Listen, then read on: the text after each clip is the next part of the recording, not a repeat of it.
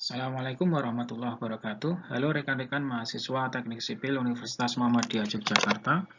Berjumpa lagi dengan saya Guntur Nugroho pada mata kuliah Struktur Beton Lanjut, di mana tema yang akan kita bicarakan pada beberapa menit ke depan adalah desain kolom sistem pemikul rangka momen khusus atau SPRMK dari SNI 2847 tahun 2019 pasal 18.7. Untuk syarat desain penampang, di dalam SNI 2847 itu diatur pada pasal 18.7 titik yang kedua, yaitu batasan dimensi, di mana pada ayat yang pertama, teman-teman bisa melihat ke sini, bahwa kolom-kolom harus memenuhi antara A dan B. Jadi untuk batasan dimensi, kolom-kolom harus memenuhi kriteria A dan B. Untuk kriteria yang A, dimensi penampang terkecil itu diukur pada garis lurus yang melalui pusat geometri, ini tidak kurang dari 300 mm. Kemudian yang B, rasio dimensi penampang terkecil terhadap dimensi tegak lurusnya itu tidak boleh kurang dari 0,4. Nah, dari situ dapat kita simplifikasi seperti pada gambar di sebelah kanan ini, ada sebuah penampang kolom dengan lebar adalah B, kemudian tingginya adalah H, maka untuk batasan dimensi sesuai dengan SNI pasal 18.7.2 ayat yang pertama bahwa nilai B itu lebih kecil dari H. Jadi nilai B-nya itu lebih kecil dari H.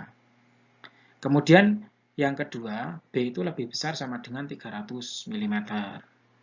Jadi nilainya tidak boleh kurang dari, artinya kan lebih besar sama dengan. Kemudian poin yang B, itu rasio dimensi penampang terkecil terhadap dimensi tegak lurusnya tidak boleh kurang dari 0,4. Sehingga rasio dimensi penampang terkecil adalah B, kemudian terhadap dimensi tegak lurusnya yaitu adalah H, yang tegak lurus terhadap B, harus lebih besar sama dengan 0,4 atau tidak kurang dari 0,4. Ini boleh lebih besar atau sama dengan kan gitu.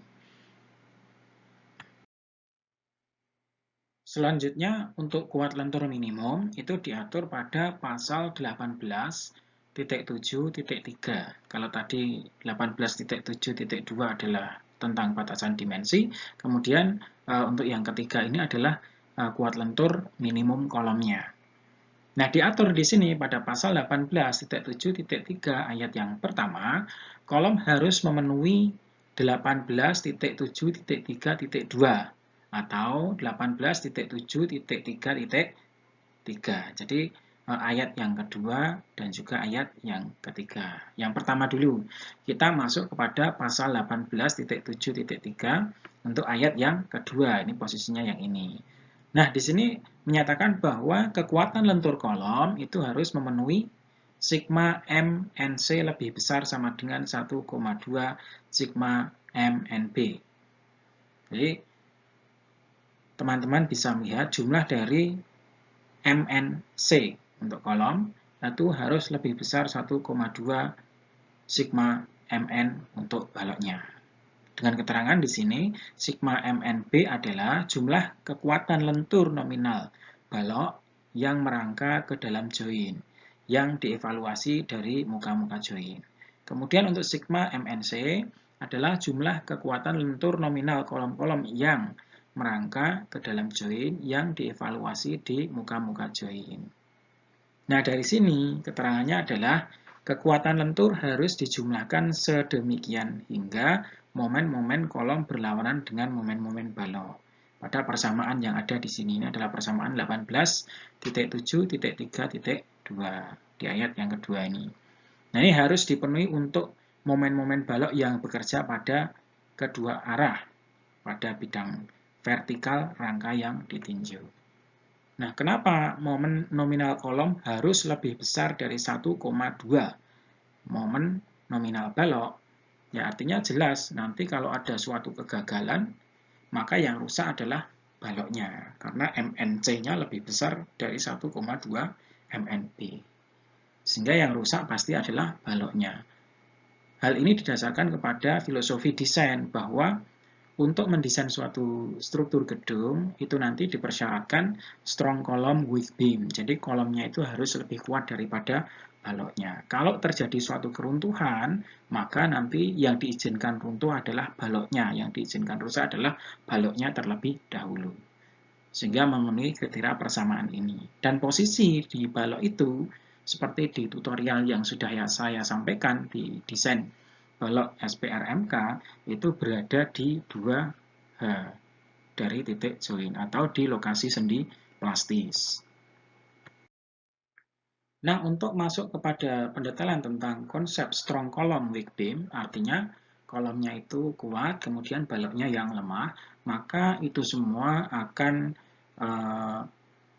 menggunakan peraturan seperti pada pasal yang sudah kita bahas pada slide sebelumnya, yaitu sigma momen nominal kolom lebih besar sama dengan 1,2 sigma momen nominal balok. Sehingga kalau ini adalah sebuah kolom ya, yang vertikal adalah kolomnya, kemudian yang horizontal adalah baloknya, nanti ada momen nominal kolom bagian atas, kemudian momen nominal kolom bagian bawah. Kemudian ada momen nominal balok di sebelah kiri dan juga ada momen nominal balok sebelah kanan. Maka dari konsep sigma MNC lebih besar sama dengan 1,2 sigma MNB itu akan kita terjemahkan. Jadi momen nominal kolom bagian atas dan bagian bawah itu akan kita jumlahkan sehingga momen ini nanti harus lebih besar sama dengan 1,2 MN balok di sebelah kiri dijumlahkan dengan momen nominal balok di sebelah kanan. Sehingga di sini dapat dipastikan, dapat dijamin bahwa kolomnya mempunyai nilai yang lebih kuat daripada baloknya karena lebih besar 1,2 kali dari momen nominal balok. Sehingga kalau nanti struktur itu menahan guncangan, misalkan suatu gempa, dia diizinkan rusak, tapi rusaknya yang pertama adalah baloknya dulu dan berlokasi di sini di daerah-daerah sendi plastis. Sehingga nanti teman-teman bisa searching lebih dalam tentang apa yang disebut sebagai sendi plastis untuk memahami tempat atau posisi di mana diizinkan terjadi pelelehan tulangan. Kemudian untuk tulangan longitudinal itu diatur pada pasal 18.7.4. Jadi yang keempat ini adalah tentang tulangan longitudinal atau tulangan memanjang. Di mana pada pasal 4 ayat yang pertama, luas tulangan longitudinal atau AST tidak boleh kurang dari 0,01 Ag dan tidak melebihi dari 0,06 Ag. Sehingga bisa kita simpulkan bahwa untuk tulangan memanjang atau tulangan longitudinal itu diberikan batas bahwa nilai ρ-nya adalah 1% sampai dengan 6%. Itu adalah batasan untuk mendesain kolom dengan kategori SPRMK atau sistem pemikul rangka momen khusus. Kemudian pada ayat yang kedua, pada kolom-kolom dengan sengkang bundar, jadi sengkang yang digunakan adalah sengkang bundar, jumlah batang tulangan longitudinal minimum harus 6. Jadi kolom dengan bentuk lingkaran dengan sengkang melingkar bundar seperti itu, maka tulangan longitudinal minimum harus ada 6 buah. Dilanjut kepada ayat yang ketiga di 18.7.4 yang ketiga, sambungan mekanis harus memenuhi 18.27 dan sambungan las memenuhi 18.2.8. Nah, sambungan lewatan diizinkan hanya dalam daerah tengah tinggi kolom dan harus didesain sesuai sambungan lewatan tarik dan harus dilengkapi tulangan transversal yang memenuhi pasal 18.7.5.2 dan 18.7.5.3. Jadi ayat yang kedua dan ketiga. Di sini disebutkan bahwa nanti untuk sambungan mekanis ini memenuhi 18.2.7. Untuk yang las ini pasal ini, silakan nanti teman-teman mengeksplorasi di SNI di pasal tersebut. Kemudian sambungan lewatan itu diizinkan berada di daerah tengah tinggi kolom. Karena di tengah itu kan nilai gesernya sama dengan 0. Sehingga nanti di situ boleh disambung tulangan memanjang dengan catatan harus didesain sebagai sambungan lewatan tarik dan harus dilingkupi tulangan transversal. Jadi walaupun di tengah bentang nanti nilai SFD-nya adalah 0, ketika terjadi sebuah sambungan lewatan, maka di situ juga harus dipasang sengkang sesuai dengan kriteria yang ada. Untuk selanjutnya itu adalah tulangan transversal atau tulangan sengkang yang diatur pada pasal 18.7.5, di mana ayat yang pertama itu berbunyi bahwa tulangan transversal yang disyaratkan 18.7.5 ayat yang kedua hingga ayat yang keempat harus dipasang sepanjang L0 dari masing-masing muka join. Dan pada kedua sisi sembarang penampang, di mana pelelehan lentur dimungkinkan terjadi sebagai akibat perpindahan lateral yang melampaui perilaku elastik. Dan panjang L0 tidak boleh kurang dari nilai terbesar antara A hingga C. Jadi nilai L0 itu ada parameter dari A, kemudian B, C, di mana yang A adalah tinggi kolom pada muka join atau pada penampang di mana pelelehan lentur dimungkinkan terjadi. Kemudian yang B adalah 1/6 tinggi bersih kolom, jadi L/6. Kemudian yang C adalah 450 mm. Nanti silahkan menggunakan nilai yang terbesar antara A sampai dengan C. Pada pasal 18.7.5 ayat yang kedua, itu tulangan transversal harus sesuai dengan A hingga F. Jadi sengkang itu ada kriteria dari A sampai dengan F. Kita lihat dulu kriteria untuk yang A. Tulangan transversal harus terdiri dari spiral tunggal atau spiral saling tumpuk atau overlap. Sengkang pengekang bundar atau sengkang pengekang persegi dengan atau tanpa ikat silang. Jadi bisa berbentuk spiral. Spiral pun boleh menggunakan satu spiral atau dua spiral. Jadi tulangannya spiralnya double, melingkar kan itu. Kemudian setelah itu sengkang pengekang bundar juga diizinkan. Kemudian sengkang pengekang persegi. Ya karena lazimnya kolom itu bentuknya ya yang mudah adalah kalau nggak persegi ya bundar. Sehingga bentuk tipe sengkang-sengkang di situ ya spiral itu bisa untuk persegi dan juga untuk lingkaran, kemudian sengkang pengekang bundar khusus untuk kolom lingkaran. Kemudian sengkang yang persegi, nah itu juga khusus untuk bentuk yang persegi. Dengan atau tanpa ikat silang. Yang dimaksud dengan ikat silang di sini adalah ini.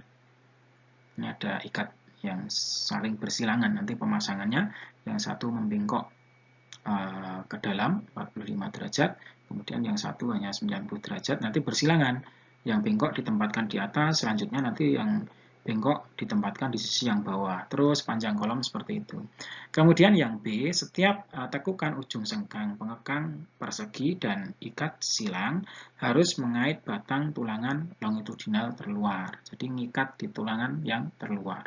Jadi nanti kalau sampai disusun dua lapis tulangan, kalau sampai ya disusun dua lapis, maka dia yang diikat adalah posisi tulangan yang paling luar, tidak boleh yang ada di dalamnya. Itu maksud dari poin B seperti itu. Selanjutnya, sengkang ikat. Ya, selanjutnya ikat silang ya.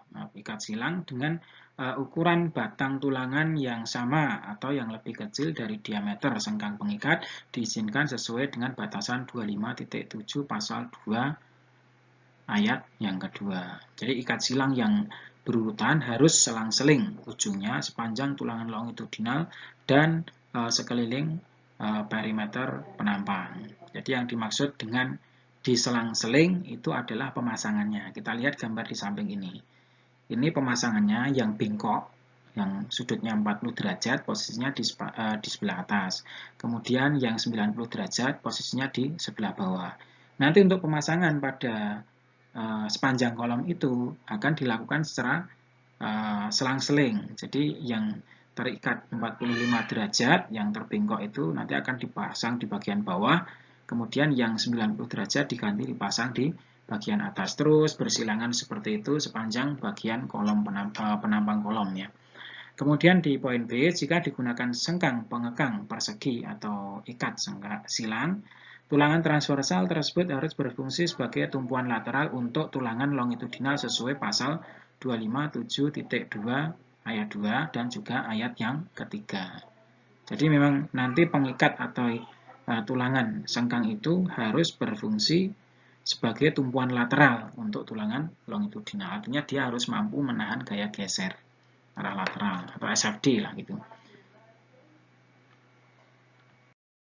Selanjutnya, pasal 18.7.5 ayat yang kedua untuk poin yang E, tulangan harus diatur sedemikian sehingga spasi HX antara tulangan-tulangan longitudinal di sepanjang perimeter penampang kolom yang tertumpu secara lateral oleh sudut ikat silang atau kaki-kaki sengkang pengekang tidak boleh lebih dari 350 mm.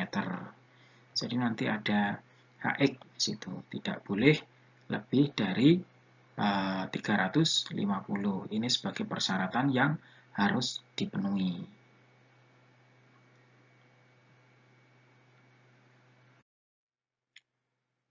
Kemudian untuk pasal 18.7.2.5.2 pada poin yang F, ketika nilai PU atau gaya aksial yang bekerja itu lebih besar dari 0,3 dikalikan AGFC atau FC-nya lebih besar dari 70 MPa pada kolom dengan sengkang pengekang, setiap batang atau bendel tulangan longitudinal di sekeliling inti kolom harus memiliki tumpuan lateral yang diberikan oleh sudut dari sengkang pengekang ataupun oleh ikat gempa.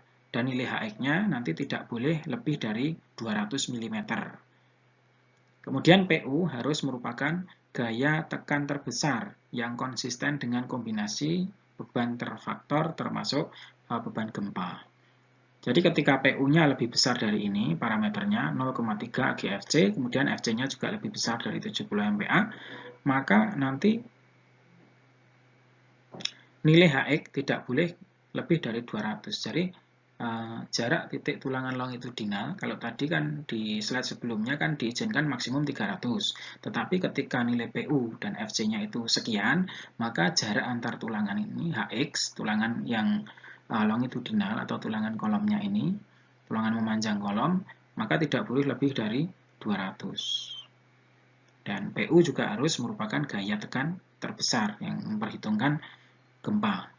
Dari hasil analisis struktur, bisa menggunakan etap, bisa menggunakan SAP, dan juga perangkat lunak yang lainnya.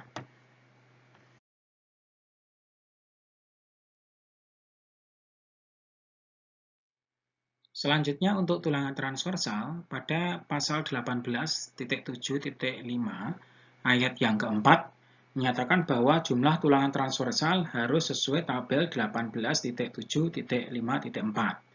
Di mana tabel itu dapat kita lihat di sebelah kanan ini, tabel 18.7.5.4, tulangan transversal untuk kolom-kolom sistem rangka pemikul momen khusus.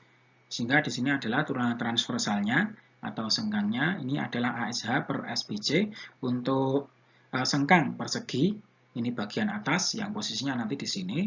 Kemudian untuk tulangan yang spiral atau sengkang spiral nanti ngambilnya dari bawah ini. Nah, kriterianya ada dua.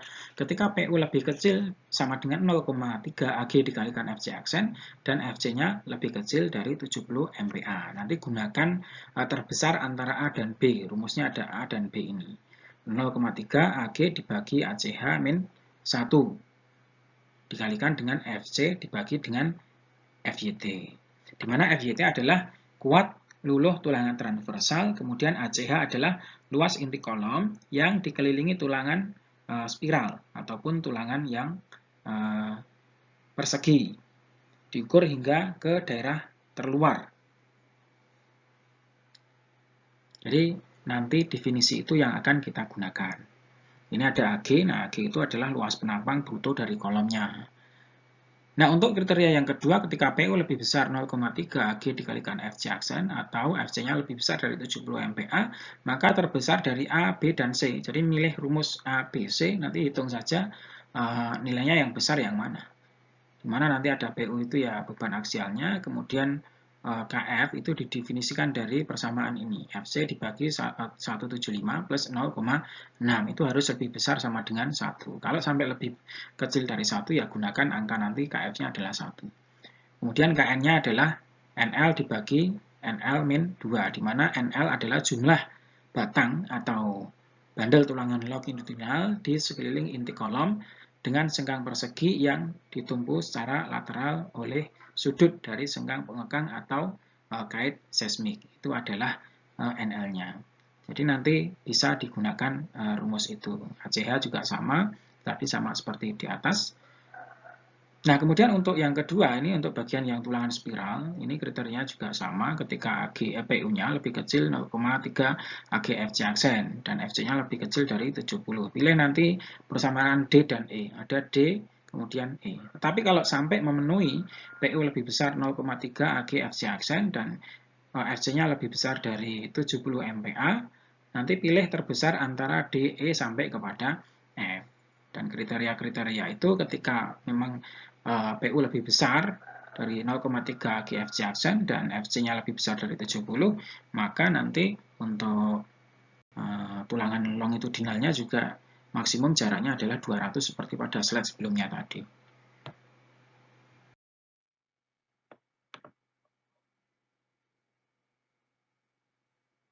Pada pasal 18.7.5 tentang tulangan transversal, di mana itu ayat yang kelima, di luar penampang L0 yang ditetapkan dalam 18.7.5.1, kolom harus diberi tulangan spiral atau sengkang yang memenuhi 25.7.2. Jadi dari ayat 2 hingga ayat yang keempat, dengan spasi S tidak lebih dari nilai terkecil dari 6 kali diameter tulangan longitudinal terkecil. Jadi 6 kali diameter tulangan longitudinal yang terkecil, kemudian 150 mm, kecuali bila jumlah tulangan transversal yang lebih besar disyaratkan oleh 18.7.4 ayat yang ketiga dan 18.7.6. Jadi nanti parameternya adalah ini. Untuk kekuatan geser diatur pada pasal 18.7.6, di mana pada 18.7.6.1 tentang gaya desain, di ayat yang pertama, gaya geser desain VE harus ditentukan dari peninjauan terhadap gaya-gaya maksimum yang dapat terjadi di muka-muka join pada setiap ujung kolom. Nah, gaya-gaya join ini harus ditentukan menggunakan kekuatan lentur maksimum yang terjadi, yaitu MPR, di setiap ujung kolom yang terkait dengan rentan beban aksial terfaktor atau PU yang bekerja pada kolom. Dan juga geser kolom tersebut di atas tidak perlu melebihi nilai geser yang dihitung dari kekuatan join berdasarkan MPR balok yang merangkai ke join. Nah, nilai VE tidak boleh kurang dari geser terfaktor berdasarkan analisis struktur. Jadi nanti nilai VE itu didapatkan dari MPCR untuk A dan juga B dibagi dengan L dari kolom, dari tingginya. Jadi ada momen yang ada pada kolom bagian atas, balok bagian atas, kemudian balok bagian bawah, karena momen negatif dan positif, itu kita jumlahkan, kemudian dibagi dengan panjang dari kolomnya. Untuk tulangan transversal, pada pasal 18.7.6.2, ayat yang pertama, tulangan transversal sepanjang L0 berdasarkan 18.7.51 harus didesain untuk menahan gaya geser dengan mengasumsikan VC sama dengan bila. Jadi VC sama dengan 0 bila A dan B terjadi. Nah, A dan B-nya adalah gaya geser akibat gempa berdasarkan pasal 18.7.6.1 setidaknya setengah kekuatan. Jadi setengah kekuatan dari geser perlu maksimum di sepanjang L0. Jadi separuhnya. Kemudian yang B, gaya tekan aksial terfaktor PU termasuk pengaruh gempa kurang dari AG kalikan FC per 20. Itu nanti bisa menggunakan pasal ini sebagai dasar. Selanjutnya untuk pasal 18.7.5.1 yang dimaksud yang ada di sini, jadi tulangan transversal sepanjang L0 berdasarkan ini, pasal ini, itu tulangan transversal yang disyaratkan di 18.7.5.2 hingga 4. Jadi dari 2 sampai 4 itu harus memenuhi bahwa tinggi kolom pada muka join atau pada penampang di mana pelelehan lentur dimungkinkan terjadi atau 1/6 tinggi bersih dari kolom dan juga 450. Jadi nanti ketika pada pasal 18.7.5.1 harus didesain untuk menahan geser dengan mengasumsikan VC sama dengan 0 bila A dan B terjadi. Sehingga nanti kawan-kawan bisa mempertimbangkan pasal ini. Dari uraian-uraian yang sudah kita sampaikan tadi, kita bisa mereview untuk tipe kolom dengan menggunakan sengkang spiral dan juga menggunakan sengkang persegi. Jadi kolomnya ada yang menggunakan sengkang spiral, ada yang menggunakan sengkang persegi. Yang pertama dulu untuk sengkang yang spiral. Nah, jadi sengkang yang spiral yang pertama itu jumlah tulangan yang ada ini 1, 2, 3, 4, 5, 6 itu minimal memang harus ada 6 batang. Itu yang pertama. Kemudian kalau nanti dia mempunyai sengkang spiral, jarak antara titik sengkang satu dengan sengkang yang lainnya dalam ikatan ini itu harus lebih kecil dari 75 mm atau lebih besar dari 25 mm atau 4/3 ukuran agregat yang ada. Nah, kemudian ini untuk ρ S, jadi ρ S itu adalah rasio volumetrik tulangan spiral. Nah, itu tidak boleh kurang dari ini 0,12 FC per FYT. Kemudian 0,45 AG dibagi ACH min 1 kalikan FC aksen dibagi dengan FYT. Kemudian yang ketiga 0,35 KF dikalikan PU per FYT. Kemudian dikalikan dengan ACH. Ini untuk ρ S-nya, di mana untuk FYT itu adalah kuat luluh tulangan transversal, kemudian untuk AG yang ada di sini adalah luas penampang bruto dari kolom, kemudian ada ACH di sini adalah luas inti dari kolom yang dikelilingi tulangan spiral, diukur hingga ke diameter terluar dari tulangan spiral. Jadi luas ini harus diukur. Nah, kemudian untuk tulangan yang menggunakan sengkang persegi, yaitu nanti yang pertama nilai L0 ini ada L0 itu terbesar di antara H1 dan H2. Ini ada H1, ada H2. Kemudian 1/6 bentang bersih, dari bentang bersih dari kolomnya atau 450. Kemudian yang ada di sini, ini jarak antar sengkang itu diukur 1/4 H1 atau H2. Kemudian 6 dari dB. dB itu adalah diameter tulangan longitudinal. 6 kali diameter tulangan longitudinal yang terkecil. Kemudian ada S0, di mana S0 ini didefinisikan sama dengan 100 plus 350 min HX dibagi dengan 3. Nah, ini nanti posisinya harus lebih kecil sama dengan 150 mm. Kemudian untuk posisi penempatan sengkang pada bawah balok ini bisa S/2-nya. Jadi jarak sengkang dibagi dengan 2. Ya, posisinya seperti ini. Nah, kemudian ada S, ini juga lebih kecil dari 6 dB atau 150. Jadi nilainya lebih kecil dari 6 dB atau 150. Ini posisinya ketika nanti nilai SFD-nya juga lebih kecil. Nah, selanjutnya ini ada ASH dibagi dengan SPC itu harus lebih besar dari 0,3 FC dibagi FYT kalikan AG per ACH min 1. Ada 3 rumus ya, 0,009 FC aksen per FYT dan juga 0,2 KF KN kalikan PU per FYT dikalikan ACH. Ini nanti ASH-nya. Nah, dari situ nanti teman-teman bisa mempertimbangkan, mau pakai tulangan yang menggunakan sengkang spiral atau mau menggunakan sengkang yang persegi. Jadi nanti tergantung kepada desain yang diinginkan. Selanjutnya untuk referensi dari buku yang saya pakai dan sumber-sumber yang digunakan dalam pembelajaran ini. Yang pertama itu Perancangan struktur beton bertulang berdasarkan SNI 2847 tahun 2013. Itu terbitan Erlangga yang dikarang oleh Pak Agus Setiawan. Itu masih 2013 sehingga saya sesuaikan dengan SNI yang baru, di SNI 2847 2019 tentang persyaratan beton struktural untuk bangunan gedung.